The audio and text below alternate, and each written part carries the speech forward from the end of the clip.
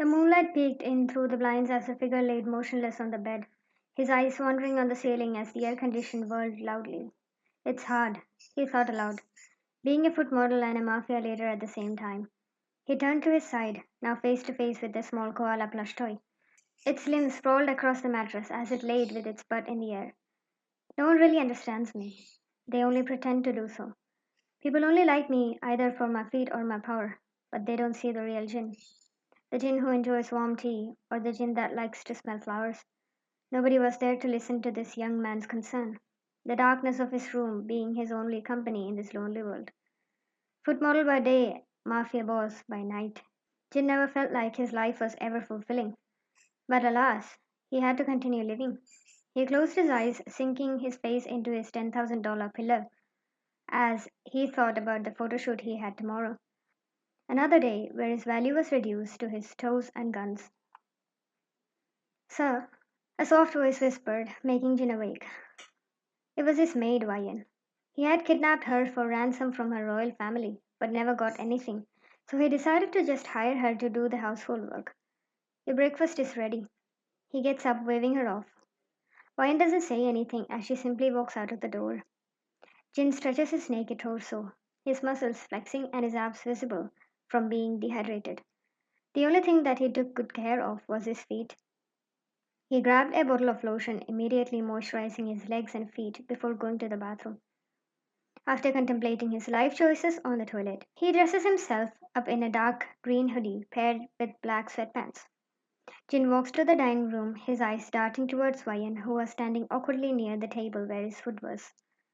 Did you eat anything? He asks, walking towards her. No, no, sir. She stutters, bowing her head as he drew closer. Jin placed his thumb under her chin, forcing her to look at him. His eyes wanders down to her mouth, and his suspicions were confirmed when he notices the peanut butter sticking to her lips. Lies! How dare you! He aggressively pushes her away, and she falls on the ground, looking up at him in fear. Go back to your cage, you filthy animal. He yells at her, his fists clenched. Wayne scurries away, crawling back into her iron cage, the door automatically closing behind her. Jin scoffs, sitting down on the table to eat. Soon he gets into his BMW, an old one, and drives off to work.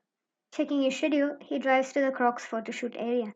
Today they were taking promotional pictures for the latest Crocs, the formal Crocs, which had a neat bow tie of rainbow colors on its front. Soon he arrives at the set with the crew members standing together with the cameras ready. There he is, Jin. He snaps his head towards the director, who was waving at him with a huge goofy grin. Jin wordlessly walked over the crew. I'm glad you could make it in time. We're just about to begin. Jungkook, come get Jin ready, the director yells, as a short boy runs over to Jin with a pair of nail clippers and Crocs in his hand. This was Jungkook, his makeup man, and also the head of the creative section.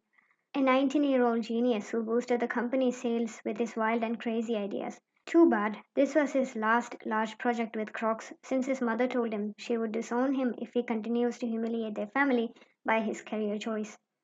Jin doesn't make small talk and simply gets into the Crocs, not needing the clippers as he just had his pedicure done the day before.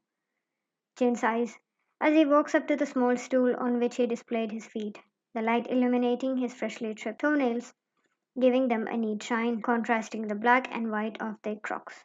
Time flew by, and he decides to go back home to grab some lunch before meeting up with his gang members. He parks his car on the driveway and walks up to his house, unlocking it, and as he steps in, sharp pain shoots through his body as he screams.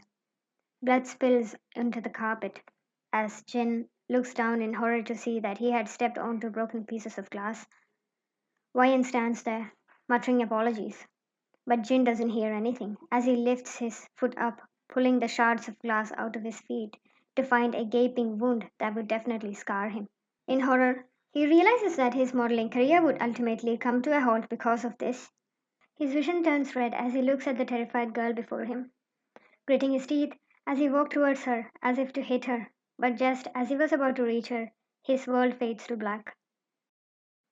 Light enters into his eyes through the gaps of his eyelids, but he can't move his limbs. Jin shoots awake from his position only to find himself tied up completely to his bed's leg as Wyan towers over him. Please, sir, I'm sorry about this. I tried to warn you. She starts trembling as Jin glares. I'll eat you alive, Wyan. Untie me now, you filthy creature. How dare you ruin my acting career like this? He spits out at her as she backs away in fear. But that fear quickly flicks into anger as something snaps within her. Wait a minute. Why the hell am I apologizing to you?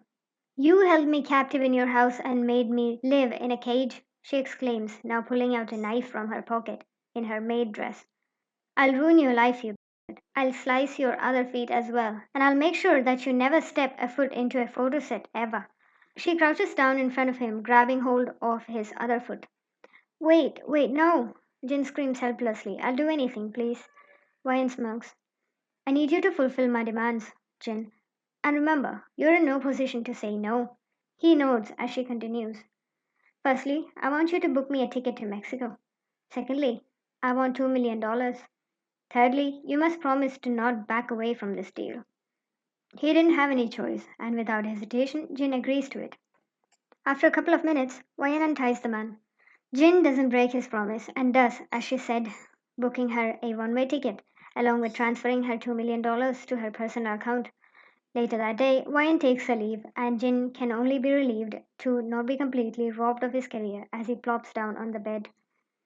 His life would only get harder now, since nobody would want to hire a foot model who has a gaping wound on their feet, and also because nobody was there to look after the house in his absence. But alas, he had to continue living, because in this lonely, dark world, he truly only had himself.